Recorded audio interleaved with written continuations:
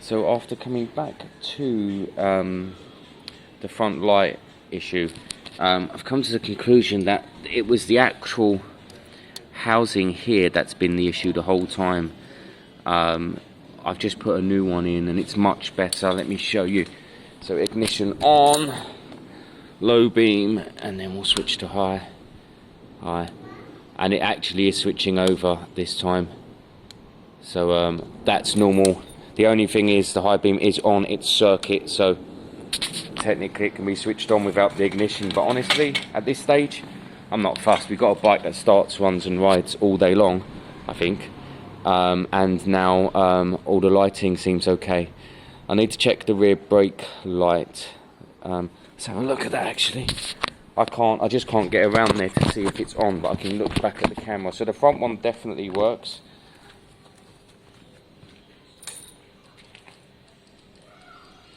Yeah, I can see that. Rear. Oh, we do have some rear.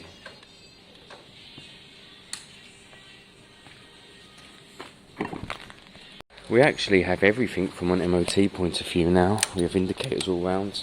Front left, rear left, front right, rear right. Got rear light on. We've just checked the brake lights. We should have a horn. No reason why we wouldn't have a horn. There you go. That's brilliant. I mean, that's technically past the MOT. Bit of a wash and wax, and got quite a nice looking bike, really, guys.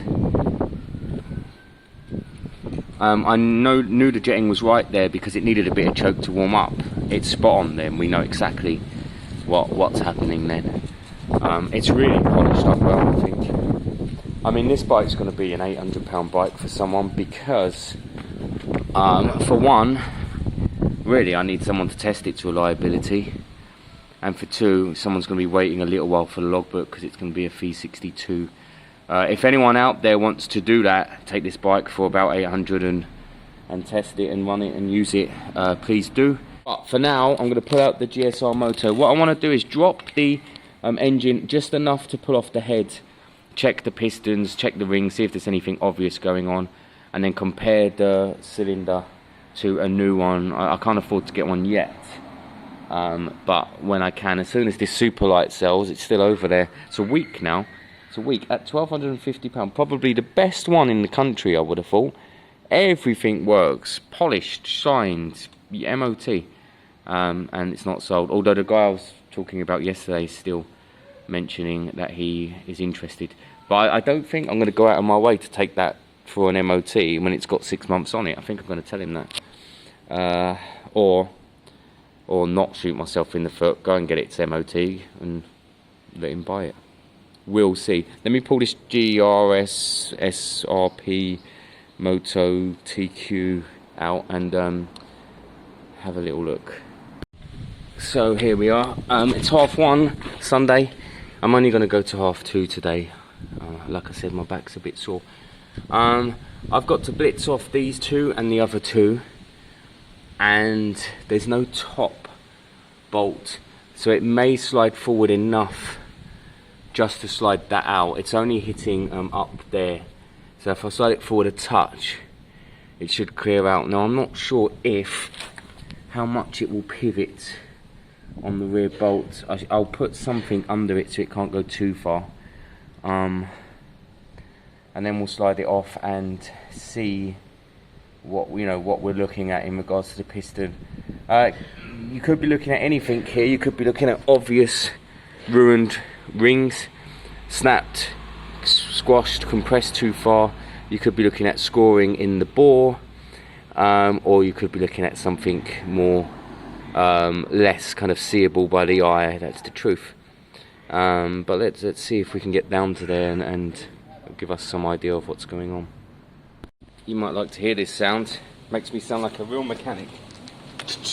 Real. Yeah.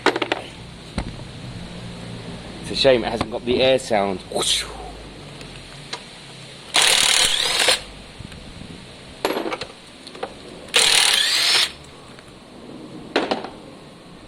So now they haven't moved. I'm not on the jack, am I?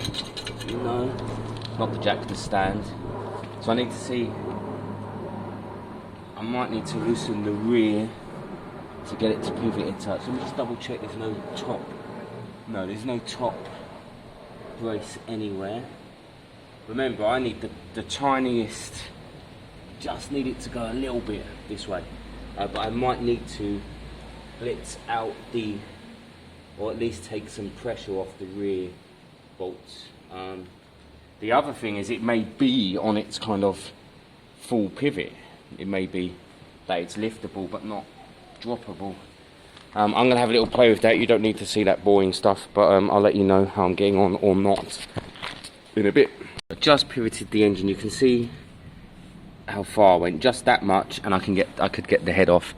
I found the problem already. I think that's the original head. The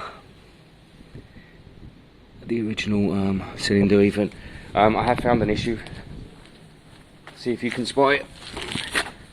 Oh, I can't see a thing. Here. I'm shading it myself. Can you guys spot an issue? We've got a cracked valve there. Probably a timing issue that somebody's done. So, I've got a head in there.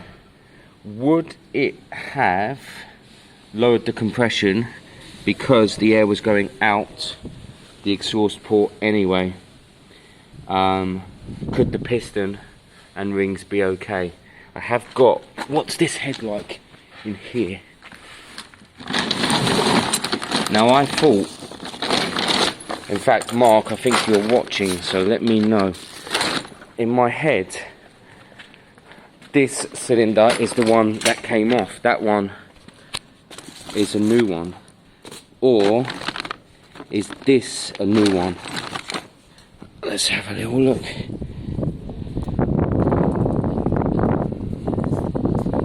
What is that? It's a weird, what's that on that valve?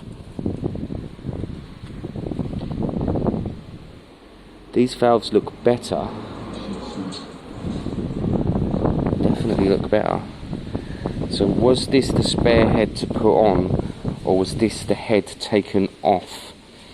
To be fair, guys, there's nothing to stop me chucking this head on and torquing it down and doing the test again. Spark plug threads look good. Why was this taken off? What's that bolt there? I think my one has that bolt attached to the other side, so I'd need to look into that.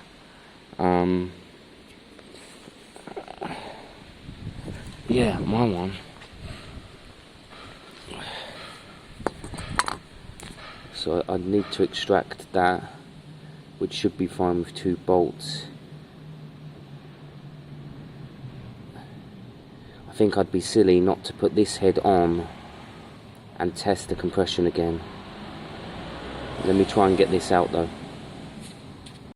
So, I've actually got the new head on and torqued down. I think I've timed it spot on. I believe it's spot on. I now need to torque down the actual head and just double check the valves again. We're at top dead center, so let me check the basic loose settings and then we'll go back in and we'll do another compression test.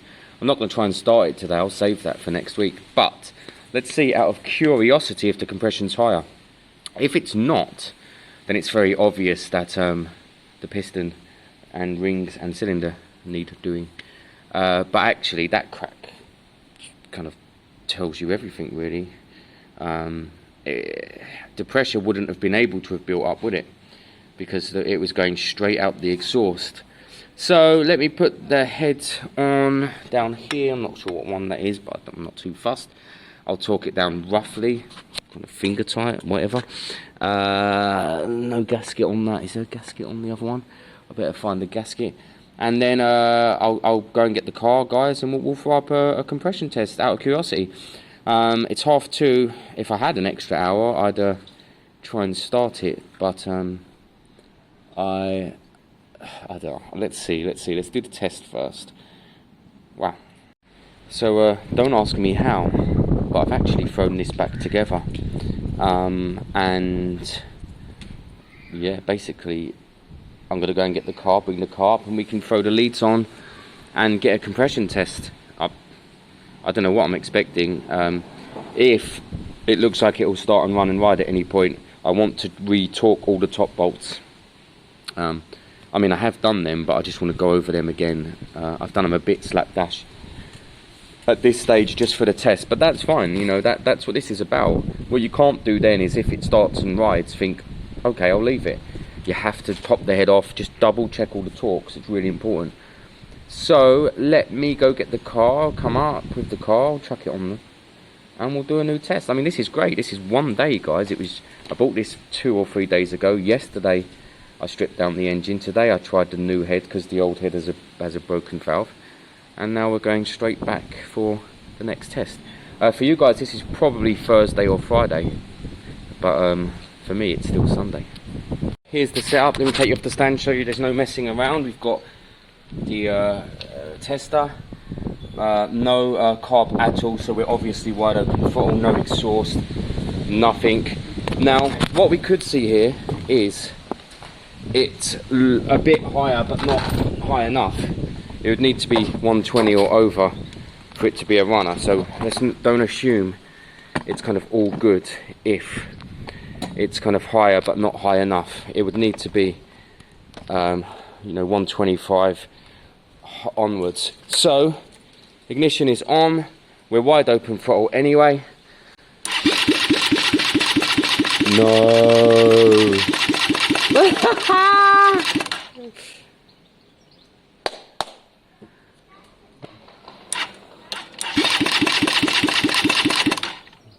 And it's holding, guys, look. Wow. If I had the energy to carb on today, this would be a runner. I have no doubt. As long as the timing's right. I am shocked, absolutely shocked, guys. Let me know in the comments what you think. Oh, my back is so sore, I'm done for today. And it's holding as well, look. So there's no leaks in there, which is great. That's 160, that's 170. So see that crack on the old valve? Today's light, it's really diff. This phone's really not happy. Let's see, there's a crack on the valve, and that would have been causing problems. In fact, look, there's a hole down here and all under the exhaust. I'm so pleased that's going to run next week. I have no doubt, as long as I can get the timing right. Shocked. Let's take away the pressure. Look, it's still held. Woo! And I'm going to chuck everything away really roughly and go home and lay down because I need it. Just for your kind of reference, I've put back and torqued all of the engine bolts. So we are back to where we should be in regards to that. Good.